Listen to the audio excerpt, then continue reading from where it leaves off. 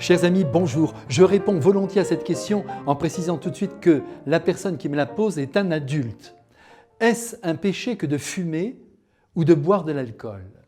Précisons à titre de principe et en marge de cette demande que le Christ nous a laissé un double commandement qui résume toute la loi divine.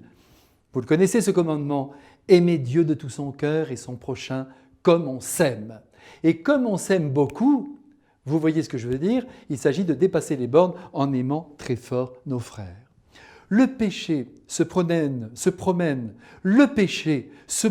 donc toujours du côté du non-amour. Et c'est là qu'il faut le chercher en priorité. Fumer ou boire de l'alcool n'est donc pas un péché. D'ailleurs, je ne sais pas si le Christ a fumé. Bu, c'est sûr, au moins du vin.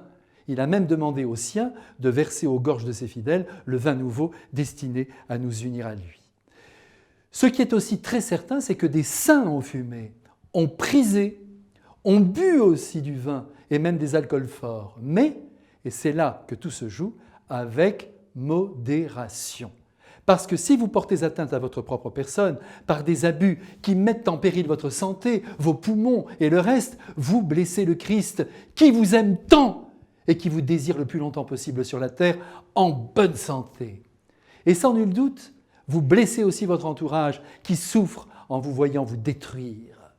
L'usage de la cigarette comme de l'alcool relève de la vertu de tempérance. Ah, si nous étions capables, sans tomber dans l'addiction, et c'est là la difficulté majeure, de profiter de la vie, des petits plaisirs qu'elle nous offre sans en abuser, ce serait parfait.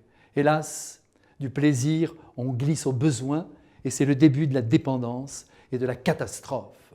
Je me souviens de ce garçon au demeurant merveilleux, un garçon aux 1000 qualités qui un soir a fait plus de 14 km dans la nuit pour trouver un bureau de tabac ouvert. Cependant, permettez-moi d'ajouter qu'il ne faut pas diaboliser ses plaisirs. Notre société qui a le culte du saint, S-A-I-N, mais non, des saints, condamne les fumeurs à la guillotine en les accusant de pourrir l'air. Il montre du doigt celui qui savoure un bon cognac avec un cigare, mais il autorise aussi bien des exactions plus graves. Et puisque j'y suis, remarquez avec moi que les bons vivants qui aiment la vie et ses plaisirs sont bien plus agréables en société que les pets secs qui voient des péchés partout. Donc c'est entendu, on savoure, mais on n'exagère pas. À bientôt.